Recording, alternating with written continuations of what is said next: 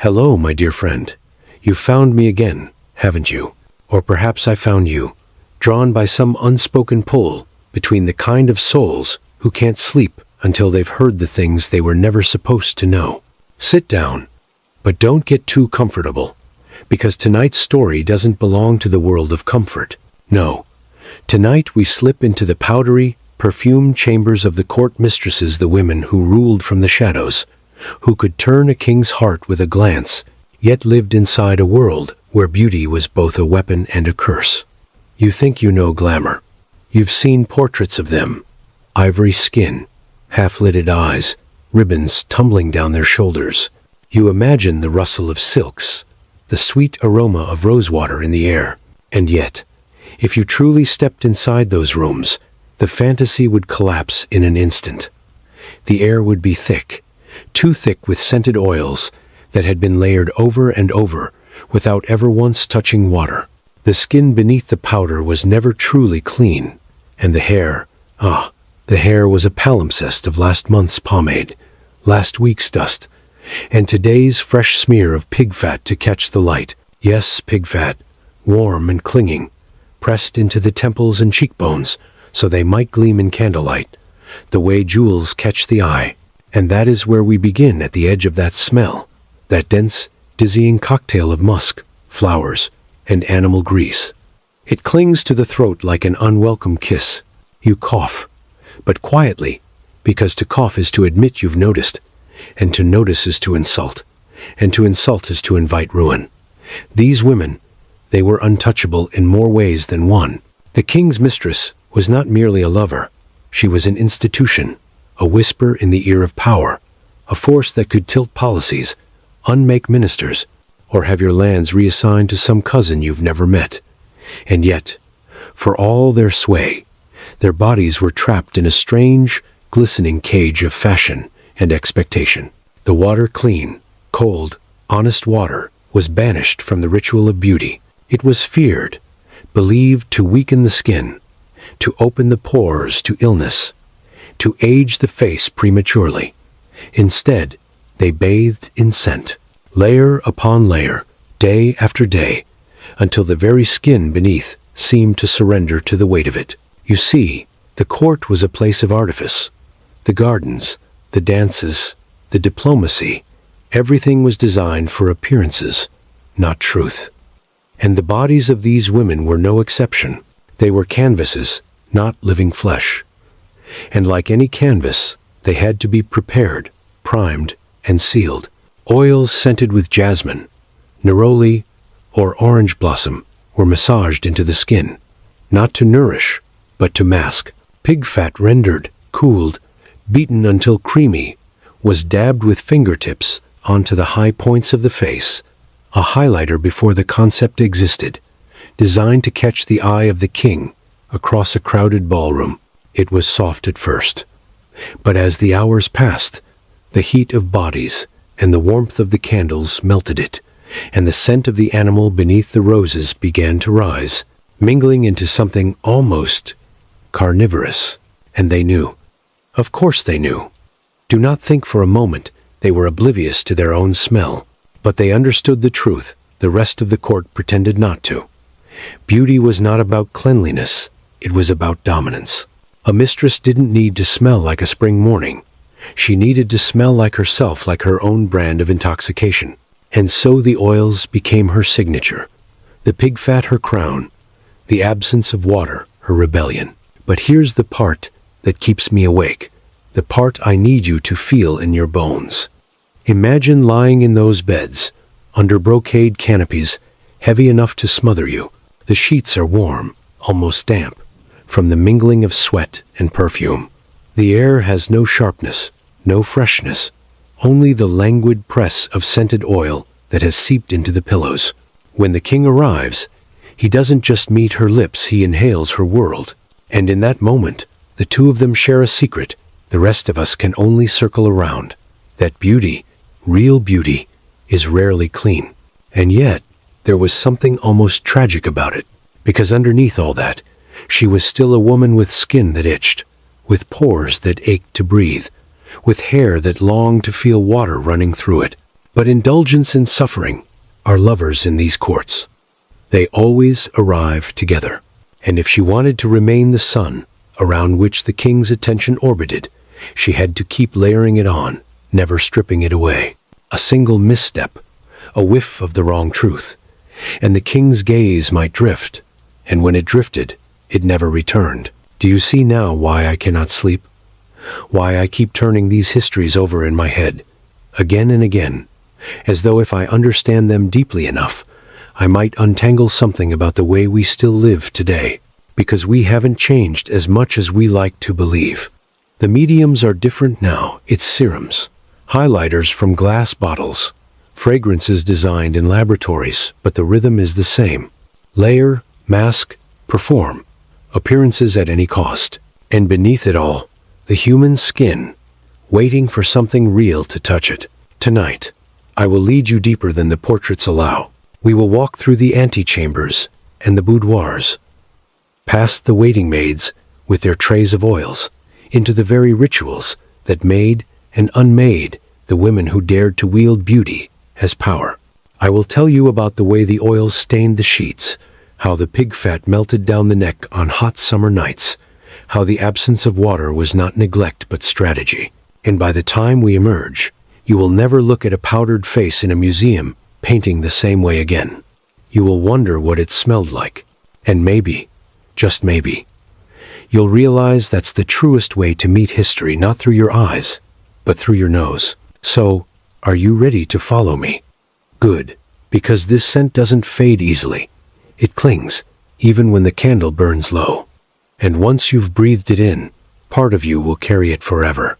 Ah, then let us step forward, not timidly, but as one who knows the night, will not let them rest until the full shape of the story has been felt in the bones.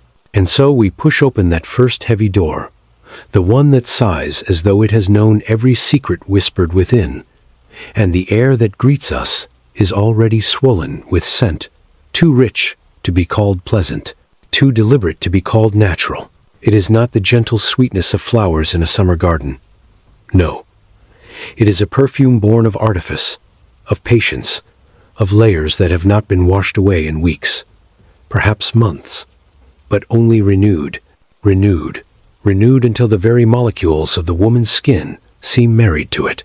The mistress sits at her dressing table, her back to us, and her hair is not loose, but coiled and pinned in a style that has outlived its own practicality. Each strand pasted into place with a mixture so thick it glistens even in shadow. A maid dips her fingers into a small porcelain jar and withdraws something pale, glimmering, not cream, not wax, but rendered pig fat beaten with crushed petals until it carries the blush of roses. This, she tells the skin, is light itself. This is how the candle will find you in a crowd and mark you as the only thing worth looking at. She presses it to the high sweep of the cheekbone, just above the hollow, and the skin drinks nothing. It only receives, holds, and carries it forward like a vessel. And yet, as I stand here watching, I cannot help but think of the skin beneath, the way it must hunger for air, the way a caged bird hungers for sky. You can almost hear the pores sigh as another layer is pressed on top of yesterday's layer, and the day before's, and the day before that. But to wash it away with water, impossible. Water is the enemy. Water loosens. Water removes. Water is the harbinger of lines and blemishes. Or so the court physicians have whispered into the ears of kings and mistresses alike. They speak of water as if it were poison, as if it opened the body to the treacheries of air and cold. And so, the mistress bathes in scent instead, letting oil do the work of cleansing, if cleansing is even the right word for something that does not remove but transforms. The oil is poured, never in great torrents but in slow trickles, over the arms, down the shins, across the delicate slope of the collarbone, each pass a kind of painting rather than washing.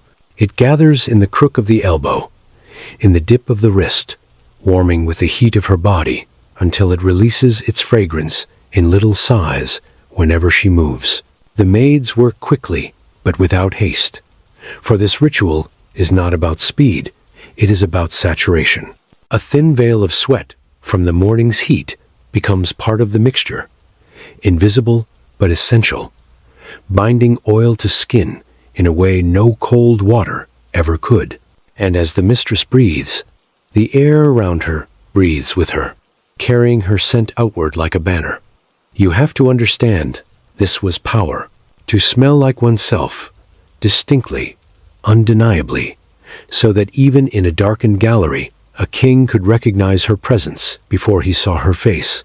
That was a form of possession no title could grant. And the court understood it, too. They would part as she walked, not because they were offering courtesy, but because the cloud of her scent was a reminder of her place in the hierarchy, as tangible as a crown. And yet I cannot ignore the truth that my mind keeps circling back to. The human body is not meant to be sealed like this. There is an intimacy to washing with water that is absent here, the release of dirt, the shock of coolness, the honesty of skin meeting air. The mistress has denied herself that, not for a day, but for years. Her body is a shrine to artifice, and like all shrines, it demands upkeep that borders on worship. I imagine her lying in bed at night, not asleep, but floating somewhere between exhaustion and vigilance, feeling the weight of the day's oils still clinging to her, the faint tackiness where the pig fat has softened against her skin. The sheets are not crisp, but heavy, with absorbed fragrance. They smell like her because they have absorbed her for months. Even the mattress must have its own ghost of her by now, so that when she is gone, the space she occupied will still breathe her back into the air. But this is what the court demanded. No, what it adored. The king would arrive not to see a woman, but to step into an atmosphere that existed nowhere else on earth. She was not just flesh, she was environment. And that meant the scents had to be curated as carefully as the words she spoke. Neroli, for the mornings, when she might receive visitors in her chambers, sweet enough to seem approachable, but edged with bitterness, to remind them she was untouchable. Jasmine for the evenings, heavier, clinging, almost narcotic, so that the king might feel as though the world outside her room no longer existed. And always the bass note of fat animal, earthy, undeniable, binding it all together, a whisper of mortality beneath the performance of immortality. I watch as the maid now takes a narrow strip of linen and polishes the mistress's forehead, not to remove anything, but to press the sheen into place, as if setting a jewel. There is no water in the basin beside them, only more oil, more jars, more pastes. It is an arsenal, not a vanity. And every gesture, every touch, is part of the choreography that must be repeated day after day. For if she falters, if she allows a single glimpse of raw, unperfumed skin, she risks undoing years of power in a moment. Beauty in this court is not a gift. It is a siege weapon, and siege weapons must never be left to rust. And here is the quiet cruelty of it. The mistress is not the only one living inside this scented cage. The maids, too, are steeped in it, their own skin carrying her signature wherever they go, so that they are marked as hers, even without her presence. If they leave her service, the scent clings for weeks, haunting them, making strangers think they are still hers.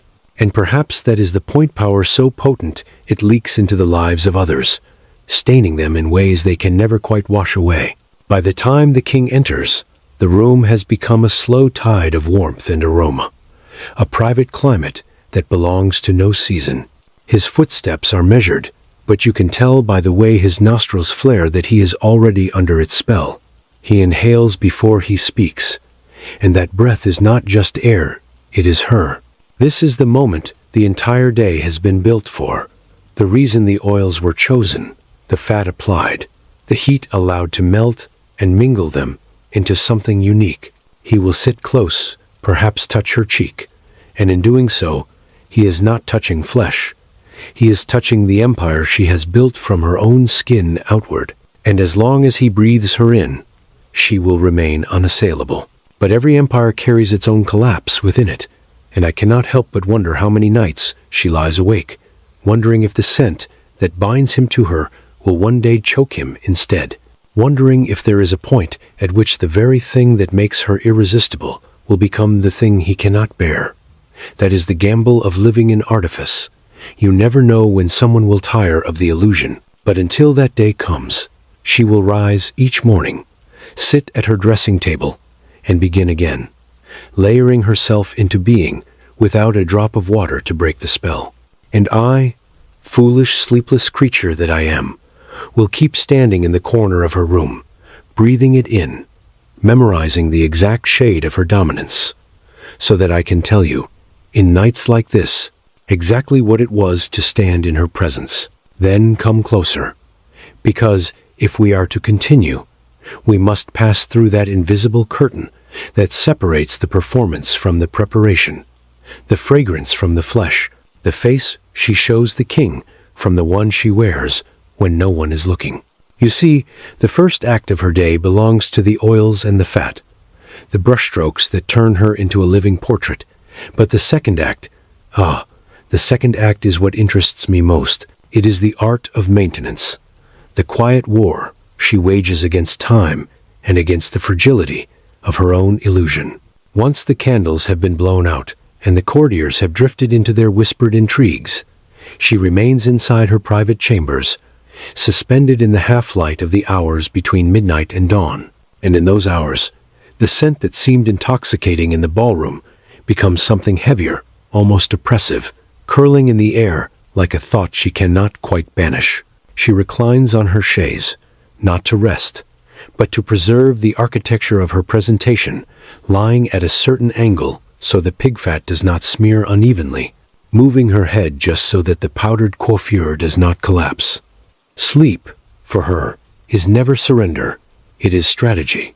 And while the rest of the palace dreams, the maids come in silence, barefoot on the thick carpets, bringing more oil, more cloths, more delicate tools. They touch her like she is both a relic and a weapon too precious to mar, too dangerous to mishandle. A fingertip will sweep under her eyes, not to remove the shadow of fatigue, but to anoint it with a mixture so faintly perfumed that only the most intimate visitor would ever know it is there. Her lips are touched with a balm that is more animal than plant, a mingling of rendered suet and honey, so that the sweetness is never purely floral, but carries the memory of something once alive, something warm. And I find myself thinking these preparations are not simply for the king.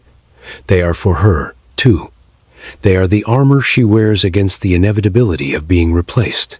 Because make no mistake, the court is a hunting ground, and the mistress is both predator and prey.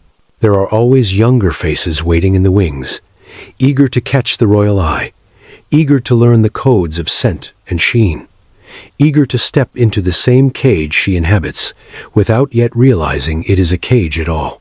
And she knows this. Every time she lifts the stopper from a new vial of oil, she is not only adorning herself, she is sharpening her claws. There is a rhythm to it, a pulse, the way the perfume creeps into the fabric of her gowns, the way the fat catches the light, just enough to make her seem untouchable. She is building a fortress, and the bricks are invisible, but they are there in the way people lean toward her without meaning to, in the way the king's gaze drags over her with a kind of hunger that is as much habit as desire. But let me tell you what no portrait will ever show, the cost of holding that gaze, the way the scalp beneath her hair aches from the weight of the styles, the way her skin sometimes stings, where the oils have mingled too long with the salt of her own sweat, the little rashes that form along the collarbone, hidden under layers of scent, the occasional whiff of something sour beneath the roses that sends her heart racing in panic until she drowns it again in neroli. And worse than all of that is the knowledge that there is no pause button here. She cannot decide, even for a day, to let herself be simply human. The moment she does, the illusion shatters, and in the shattered pieces she will see the truth. She is not the queen of this court. She is its offering, and offerings are only precious while they are perfect. So she learns to live inside the performance until the performance becomes her life. She learns to measure the hours, not by the toll of the palace bells, but by the reapplication of scent. the rewarming of fat between the fingers before it is pressed into the skin. She learns to read the king's moods through the way he inhales, when he enters her chambers long and deep if he is content, shallow and distracted if something in her scent has shifted. This is not vanity. This is survival. And I wonder, do you feel it yet? That strange ache in the chest that comes from realizing that what looks like privilege from the outside is, from within, a kind of slow suffocation. One night, I watched her alone, the maids dismissed, her shoulders bare under the thin silk of a robe. She sat before the dressing table, the candles burning low, and dipped her fingers into the jar of pig fat. But instead of applying it, she held it to her nose and closed her eyes. I could not tell if she was breathing it in with pleasure or with resignation. Perhaps both. Perhaps, after so many years, the line between them no longer exists. And when she finally touched it to her skin, it was not with the quick efficiency of the morning ritual. It was slow, almost tender, as though she were trying to remember the girl she had been before she became an ornament. I wanted to ask her what it felt like to wear her own scent so heavily that she could no longer tell where she ended and it began. But of course, I said nothing. To speak would have broken the spell, and the spell is all she has. And in that moment, I understood something I had not before, that the true danger of the court was not the poison in the goblet or the whisper in the corridor. It was the slow erosion of the self beneath layers of performance. It was the way a woman could disappear entirely into the version of herself that others desired, until the thought of washing away the oils, of feeling water on her skin, became almost terrifying. Because what if, beneath it all, she no longer recognized the face in the mirror? What if the scent she had built her life upon was the only thing that held her together? Outside, the palace slept on, dreaming of love affairs and political intrigues, unaware that the real story was unfolding here, in the silence, in the way a woman traced her own cheekbones with animal fat, as though they were the borders of a country she alone must defend. And I, restless as ever, stayed to watch until the first threads of dawn crept in, and the oils on her skin caught the morning light like the surface of a river no one dares to swim. Then let us walk further in, past the point where most would turn back, past the painted doors and the faint echo of harpsichord music in the grand gallery, until we reach the place where her beauty begins to burn at the edges, where the very thing that gives her power begins to tremble under the weight of its own perfection. It is here, in this hushed and perfumed space, that you can feel the tension in the air, not the tension of politics or whispered plots, but something more primal. The tension of a woman who knows she is still winning, but also senses the shift, the almost imperceptible change in the way the king's eyes linger on her. He still comes, still breathes her in, as if she is the rarest scent in the kingdom. But every now and then, his gaze wanders over her shoulder to the door, as though expecting someone else to arrive. And she, clever as she is, does not confront it directly. Instead, she redoubles the ritual, thickens the layers, sharpens the gleam of pig fat on her cheekbones, until it almost blinds under candlelight. The oils grow heavier, the perfumes more intoxicating, though I suspect this is not entirely for him anymore, but for herself, a way to reassure her own heart that she can still summon the same spell on command. The maids have begun to notice too, though they would never dare speak of it. They work faster, as if speed could fortify the fading magic, their fingers darting between jars and flasks, their hands smoothing the fat into the skin with the precision of soldiers loading a weapon. Each morning, the air grows denser sooner, the room becoming a heady chamber before the sun has even cleared the horizon. It is no longer just preparation, it is defense. And when she catches her reflection, her face framed by the powder and sheen, there is a flicker so quick you might miss it, of something like fear. Not fear of losing him, but fear of what will happen when she no longer belongs to this role, when her body is no longer the altar upon which this court lays its devotion. One evening, I saw her alone in the antechamber, Long before the king was due, she had dismissed everyone, even the most trusted maid, and sat in the stillness with only a single candle burning beside her. Before her on the table were the tools of her craft, a shallow dish of oil that gleamed like amber in the flickering light, a small jar of fat, a silver comb with teeth so fine it seemed made for silk, not hair. She lifted the comb and began to work it through the lacquered coils. Slowly, carefully, the movements deliberate, as though each stroke was a conversation with herself. The scent in the air was thick, but not yet overwhelming. It was the moment before the crescendo, the quiet before she remade herself into the vision everyone expected. And for just a heartbeat, she looked almost human, almost free, until she set the comb down and dipped her fingers into the jar. The fat caught the light, as it always did, the first touch to her skin, transforming her instantly back into the creature of the court, the one who never falters, never sweats, never allows a single breath of unperfumed air to touch her. This is where I realized the cruelty of her world was not just in what it demanded of her, but in how it made her complicit in her own entrapment. She has become both prisoner and jailer, guarding herself with the very rituals that bind her. She could walk away, could strip it all off, wash herself clean in the forbidden shock of cold water, let the oils run down the drain, and breathe in the sharp scent of nothing. But she never will. The court has taught her that nothingness is not freedom, it is erasure. To remove the oils would be to vanish. And perhaps she is right. In a palace where power is measured in glances, in the way heads turn when you pass, to be unseen is worse than to be dead. And yet, for all this, there is a strange kind of power in her fragility, in the knowledge that each day is a victory snatched from the jaws of inevitability. She knows the young ones are coming, that the king's attention is a fickle flame, that the scents she wears so heavily could one day suffocate rather than seduce. And still, she plays her part with an artistry that makes you forget, for a moment, that it is all built on sand.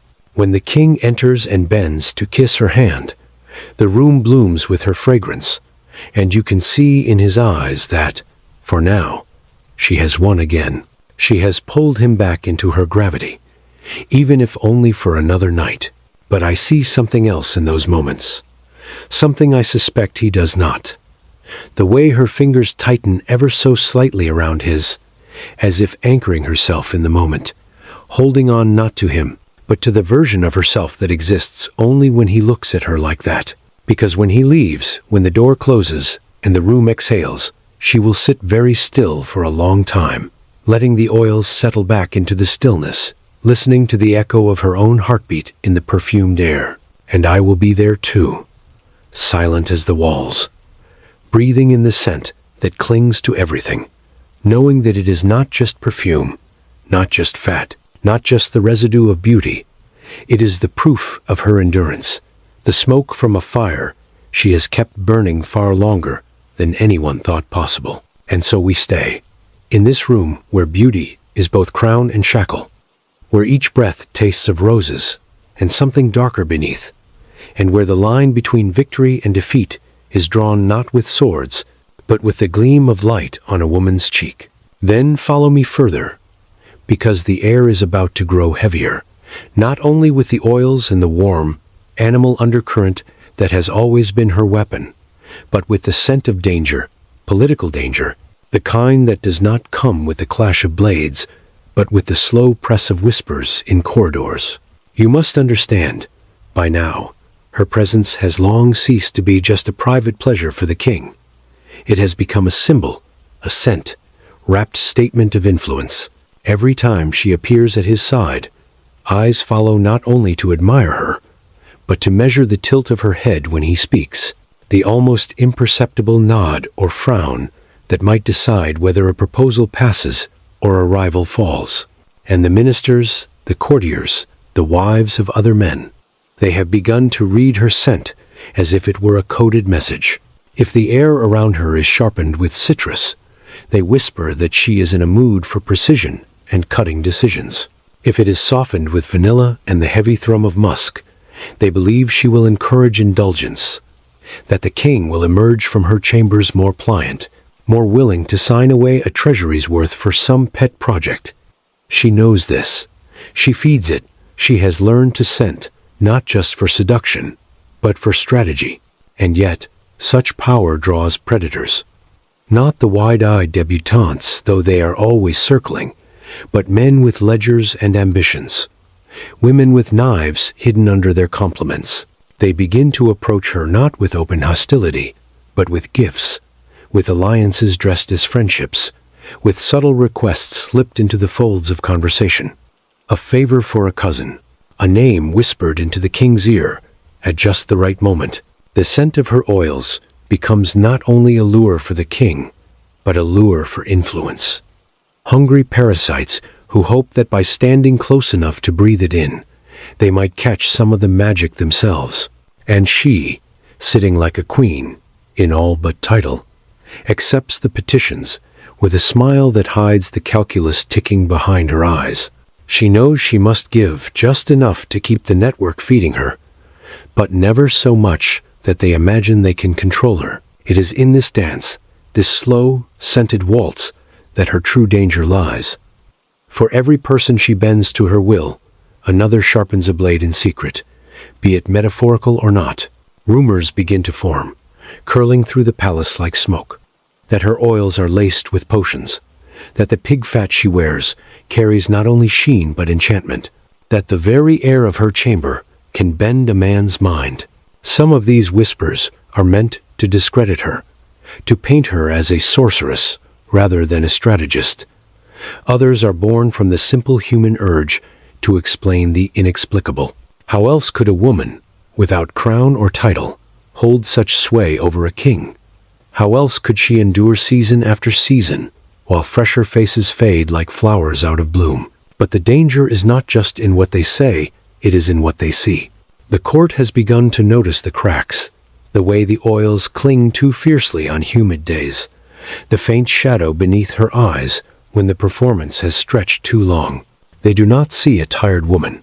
They see an opportunity, and she feels it in the way certain women smile too sweetly, in the way certain men bow, but let their eyes linger too long, as though imagining her empty seat at the king's side.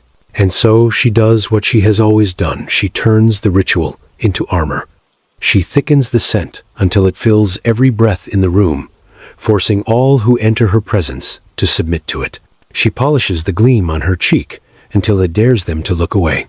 She becomes, once again, a force that overwhelms before it can be challenged. Still, there is a cost to this constant heightening. I have seen her hands tremble, ever so slightly, as she uncorks a bottle. I have watched her pause, mid-application, as though wondering whether the line between seduction and suffocation has already been crossed. But she never lets the hesitation last. She smooths it over with another layer, another calculated breath of perfume, until doubt is drowned. And perhaps that is the greatest political lesson she teaches without ever speaking it aloud. Never let them see you unfinished. Never let them see you raw. The moment they do, they will decide you are dispensable. The king, for his part, remains caught in her orbit. Whether he knows the extent of her maneuvering or not is almost irrelevant.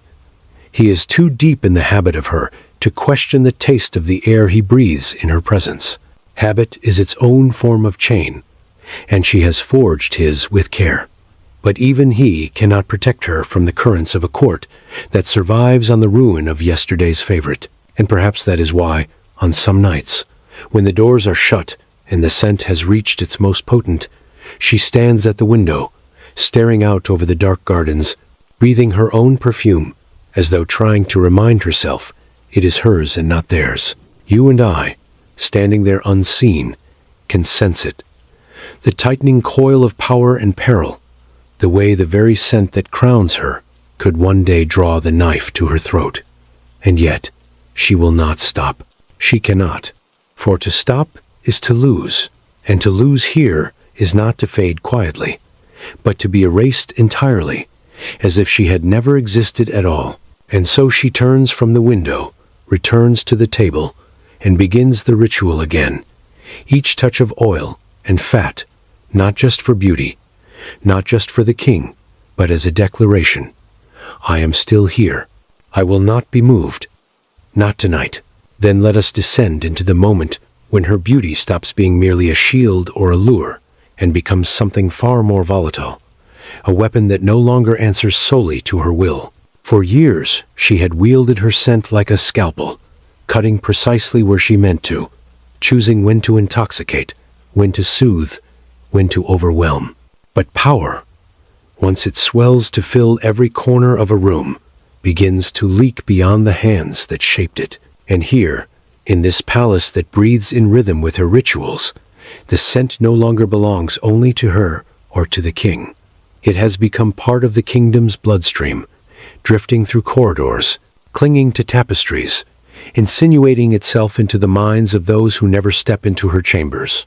Ministers emerge from audiences, with the king speaking more softly than they entered, their eyes glassy, as though the very air of decision-making had been steeped in her oils. Courtiers whisper that meetings in the West Wing, nearest her rooms, always end more favorably for those aligned with her causes.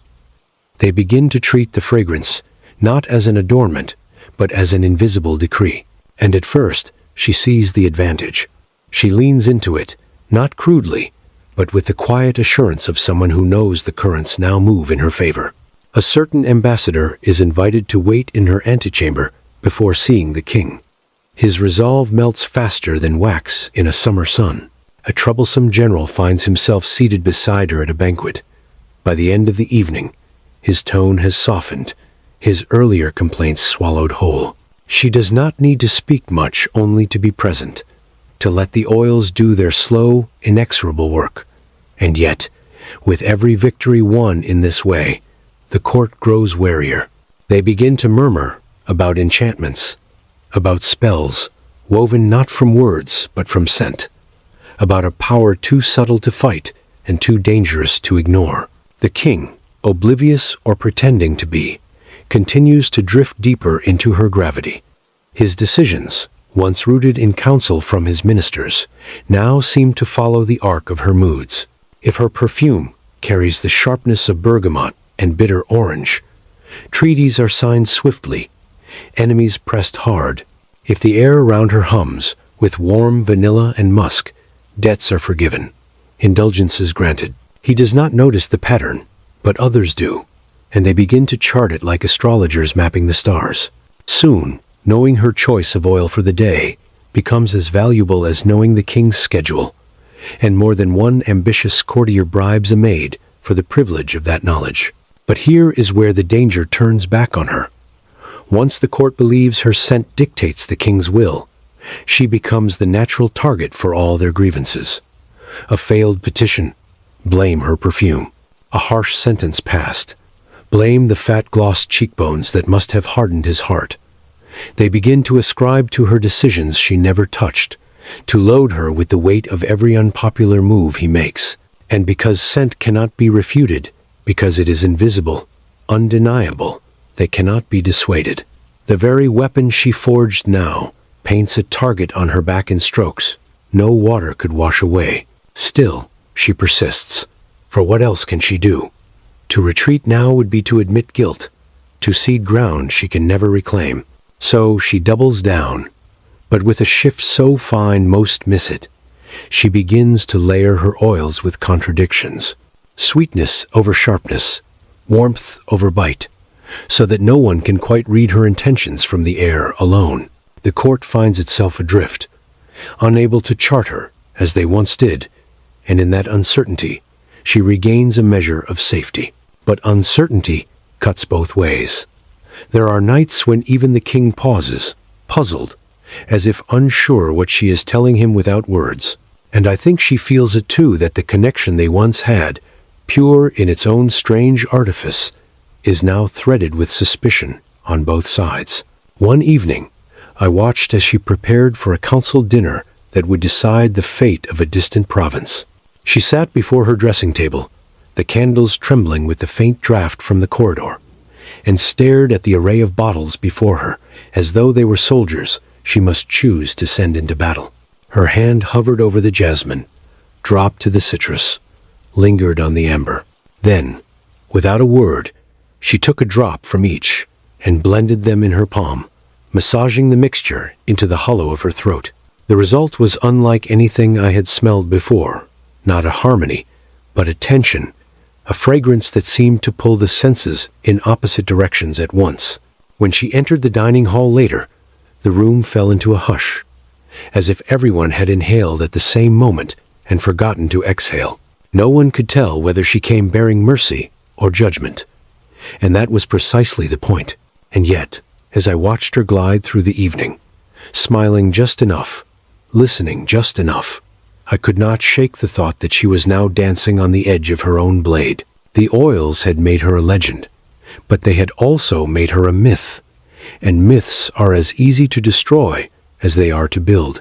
All it would take is one well-placed lie, one accusation wrapped in just enough truth, for the same court that now bends toward her to turn away. And when they turn away here, they do not look back. Perhaps she knows this, because when the night was over and the last goblet drained, I saw her return to her chambers alone, the scent still thick in the air around her. She stood before the mirror, her reflection haloed by candlelight, and for a long moment she did not reach for the jars or the bottles. She simply looked, as if trying to see past the sheen, past the layers, into the woman she had been before she learned that survival could be distilled into oil and fat. Her hand rose, hesitated, and then fell. The oils would be there tomorrow. The performance would resume. But for this single breath between night and dawn, she let herself exist without adding anything more. And in that breath, I thought I saw her, truly, for the first time. Then step carefully now, because the air in these halls no longer just smells of her, it tastes of resistance. You can almost feel it in the way the courtier's laughter dies when she passes, in the sharp, metallic tang of conversations that stop too quickly. They have begun to harden against her, to brace themselves before breathing her in, as if scent itself could be a form of treachery. Whispers coil in the shadows like snakes, claiming that the king's faltering judgment is not born of his own flaws, but from the cloying fog she wears as naturally as her skin. And though she still moves with the same composure, the same slow grace that makes the candlelight seem like it follows her, I can see her ears pricking for changes in the wind. The opposition does not announce itself here. It seeps, it stains, it slides into the cracks of loyalty. Her enemies are clever enough not to strike at her directly. They understand that accusations against the king's mistress are dangerous, if too blunt. Better to work with suggestion, to plant the idea that perhaps her oils are no longer alluring but oppressive, that the gleam of her skin in the firelight has turned from warmth to glare. They seed this doubt into the king's circle, into the ears of his oldest friends, so that one by one they begin to hesitate before defending her. And she feels this in the way a falcon feels a shift in the air before the storm. The ritual that was once pure performance becomes now an act of defiance, a declaration that she will not be diluted for their comfort. She intensifies it, more layers of oil, a sharper undertone hidden beneath the sweetness, so that those who try to meet her gaze must do so through a haze they cannot ignore. But the palace is a living thing, and it begins to push back. Invitations to certain councils fail to arrive. A dinner where she would have been seated near the king now finds her pushed to the far end of the table, a polite exile disguised as protocol. Servants loyal to others let slip that new shipments of exotic oils, once sent to her as tribute, have been rerouted elsewhere. She is too astute not to see the shape of this campaign. They mean to strip her slowly, not of her title. She has none but of the atmosphere she commands, until she is merely another woman in silk. And yet, she refuses to fade quietly. One night, I watched her prepare for a gathering where she knew her detractors would be thick as flies. There was no trace of doubt in her movements, only an almost surgical focus. She selected an oil she had not used in months, deep, resinous, touched with smoke and mixed it with the barest trace of orange blossom, a contrast so sharp it seemed impossible, but in her hands became alchemy. When she entered the hall, the shift was immediate. Those who meant to avoid her found themselves turning their heads despite themselves, breathing in, caught off guard by the unfamiliarity. It was not the scent they had rehearsed their resistance against. It was something new, something they had not built their defenses to withstand. Still, battles like these are exhausting. I could see it in the way her shoulders settled when she returned to her rooms, the way her fingers lingered a moment too long on the clasp of her gown, as if weighing whether to unburden herself of the day or to hold it close as proof she had survived it. The oils, the fat, the perfume, they had always been her weapons, but now they were also her armor. And armor is heavy when worn too long. She sank into her chair, the scent rising around her like the remnants of a fire after the blaze has passed, and closed her eyes. For a heartbeat, I thought she might let the silence touch her skin the way water once might have, clean and unadorned. But then her hand moved, almost of its own accord, to the jar beside her. It is in this small moment, this almost unconscious reach, that I see the truth of her resilience. She does not simply prepare for battle each day. She prepares to exist in a world where her very breath is contested ground. To strip herself bare now would be to surrender that ground entirely, to give her enemies the satisfaction of seeing her diminished. And so she chooses instead to inhabit the persona they fear, even as it costs her more to maintain. She smooths the fat into her skin with slow, deliberate strokes, reclaiming the right to be untouchable, reclaiming the air around her as hers, not theirs. Outside her chamber, the opposition gathers like a slow tide, patient and sure, but tides can be turned if the moon above them shifts. And she, even in the depths of this quiet war, knows how to move moons. Then here we are, at the moment when the velvet gloves slip off, and the court smiles, no longer bother to pretend at warmth. You can smell it before you see it, the change in the air, a bitterness underneath the flowers, like petals beginning to rot while they still cling to the stem. The opposition no longer works in shadows. They have grown bold enough to let their contempt ripple across a room when she enters, to allow their conversations to trail off into a silence sharp enough to cut. The corridors that once opened for her now feel narrower, as though the palace itself is conspiring to press her against its walls. Yet she does not retreat. She glides through these spaces with the same unhurried steps, the same gaze that can freeze a man's breath mid-chest, the same scent that declares, without words, that she will not be diminished. But survival at this stage demands more than defiance. It demands reinvention, and she knows it. The familiar notes that once bound the king to her must now be remixed into something no one can anticipate, something that slips through the cracks of their prepared revulsions.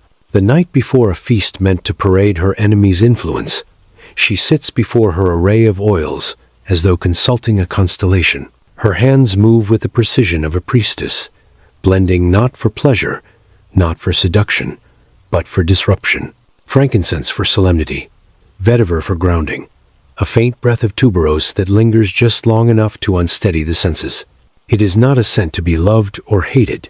It is a scent that demands attention, that makes conversation falter and thoughts wander from their scripts. She anoints herself slowly, each stroke deliberate, as if sealing a pact with the woman in the mirror. When she enters the banquet hall, the impact is immediate. It is not the gasp of admiration she once commanded, but a pause, a hesitation, an unbalancing. Those who meant to speak against her feel their timing falter.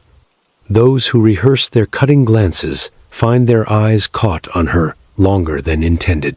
The king, already weary from the push and pull of his advisors, seems to anchor himself to her presence, as if she is the only fixed point in the shifting room. And yet, I can see the toll it takes. Holding a room in this way is not the effortless magic the court believes. It is a constant, exhausting exertion. an invisible tightening of the spine, 1,000 tiny calibrations of expression, tone, and breath. Her enemies, sensing the battle, is no longer purely in the king's bedchamber, but in the very air of the court, escalate. They plant scents of their own incense in the corridors that dulls her perfume. Sachets hidden in the drapes of the audience chamber, chosen to counteract her oils.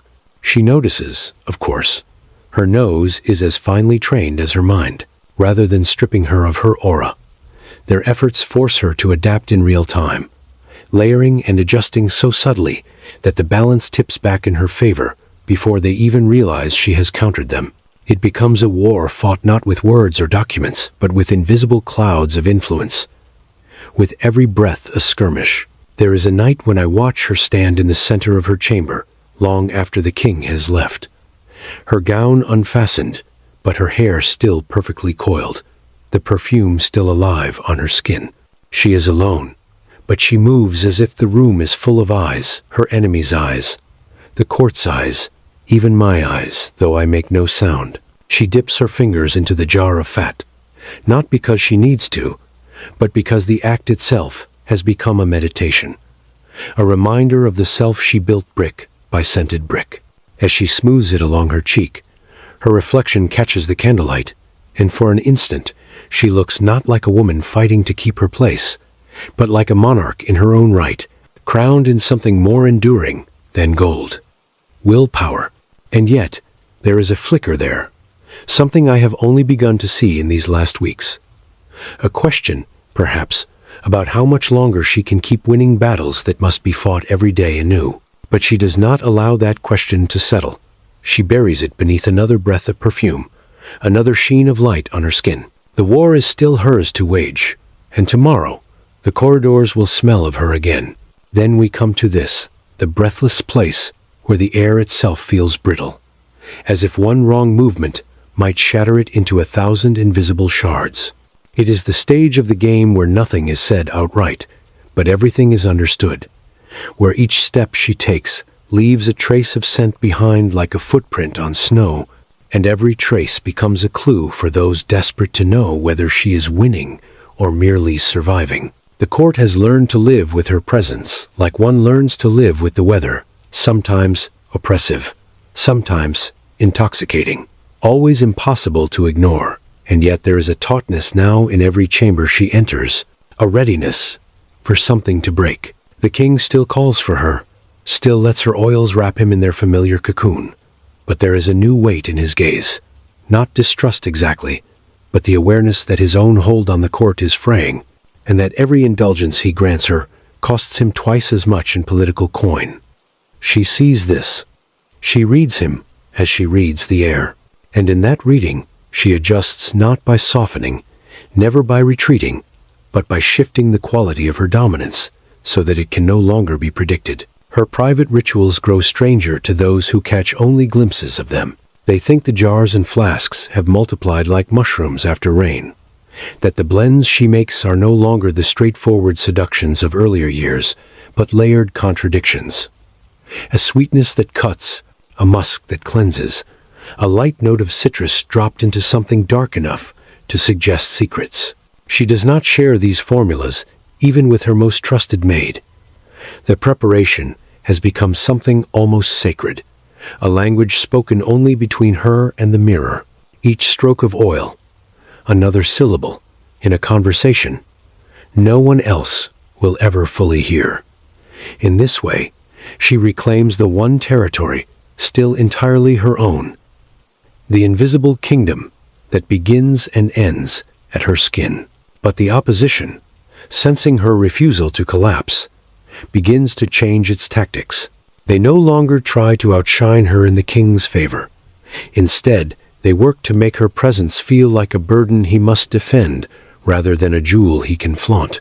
They arrange audiences that clash with her appearances, engineer small humiliations, so subtle they could be dismissed as accidents.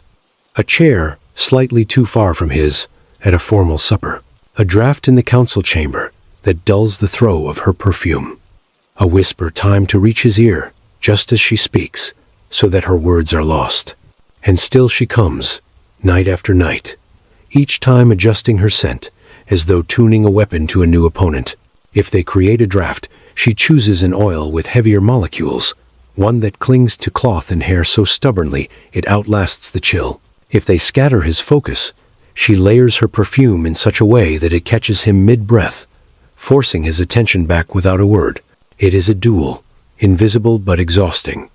And though she bleeds nothing outwardly, I can see it in the way her hands linger longer over the final touches, as if needing to feel the armor settle before she steps into the fray. The king himself seems to hover between awareness and denial. There are nights when he draws her close, as if she is the last truth he trusts, when he buries his face in her neck and inhales like a drowning man catching air. But there are other nights when his embrace feels distracted, his eyes elsewhere even as his body remains by her side.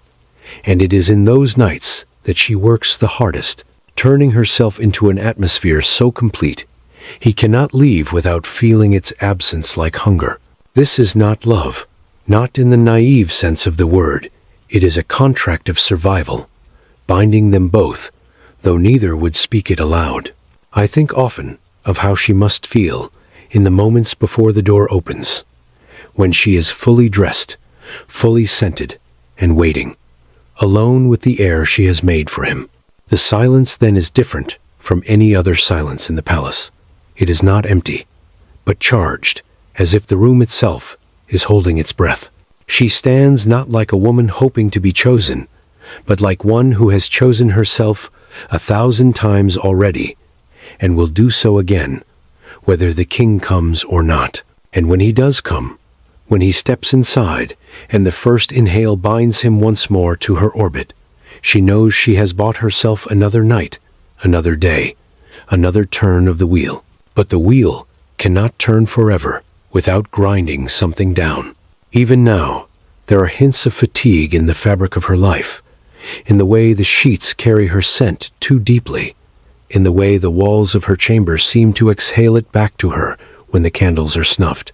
She has built an empire on aroma and sheen, and empires, no matter how invisible, are heavy to carry.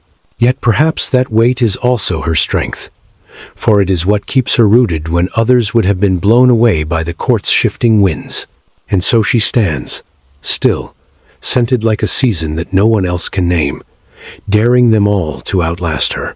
Then here we are, in the last, slow-burning stretch of her reign, where each breath feels like it might be the one to tip the balance, where the perfume that once unfurled like a promise now coils tighter, as if protecting itself from a wind no one can see. The court is quieter now, but not because it has grown kinder.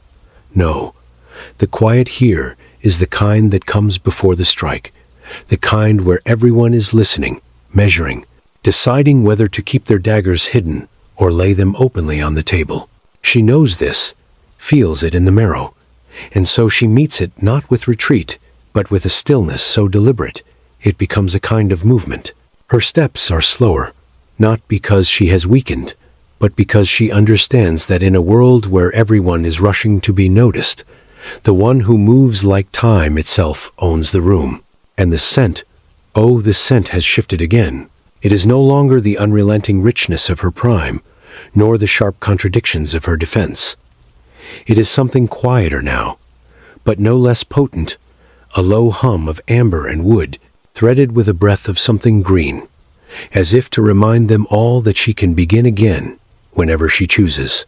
The king, older now, finds himself more often in her chambers, not in the fevered way he once did, but with the heavy familiarity of a man returning to the only place where the air does not demand anything from him.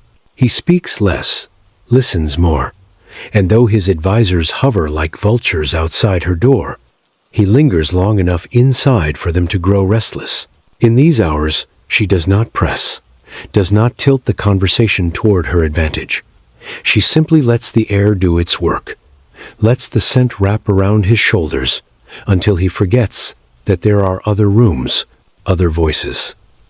It is not seduction anymore. It is occupation, the quiet, enduring kind that makes absence unbearable. But there is a moment, I cannot tell you the exact night, only that the season was turning when I see her pause in front of her mirror, the flasks and jars still closed, her hair uncoiled, her skin bare. She stands there as if listening for something deep within herself, and I wonder if she is measuring the cost of all these years, weighing the power she has held against the pieces of herself she has given away to keep it. The room smells faintly of the day before, of oils now faded, of flowers gone brittle in their vases, and for a heartbeat, I think she might walk away from it all, step outside and let the rain strip her clean. But she doesn't. Instead, she reaches for a single vial, one she almost never uses, and warms a drop between her fingers before pressing it to the hollow of her throat. The scent rises slowly, a ghost of something long past, and in that moment I understand. This is not a surrender, but a reminder to herself of the woman she was before she became an institution. The court will not remember her like this. They will remember the version they could never quite touch, the one wrapped in layers of perfume and sheen, the one who could unmake a man with the tilt of her head. They will not know the weight of the nights she stood alone in her chamber, holding her own reflection like a knife and a shield at once. They will not know how much of her survival was won not in the king's bed or at the feasts, but in the quiet moments when no one was watching, when she could have let the scent fade but chose instead to become it again, drop by drop, stroke by stroke. And you, yes, you, listening now, in the dim will carry something of her with you, whether you mean to or not. Because once you've seen how she held her ground in a world that measured her worth in glances and inhalations, you will notice it elsewhere. In the woman who refuses to speak louder just to be heard. In the man who stands still while everyone else scrambles.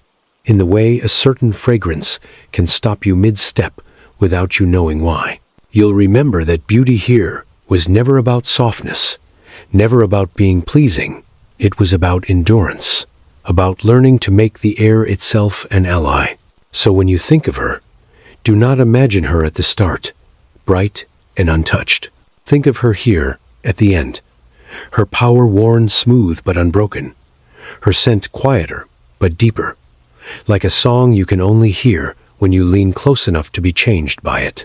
Think of her looking at herself in that mirror, knowing that tomorrow the court might cheer or curse her, but tonight, in this air she has made entirely her own, she is whole.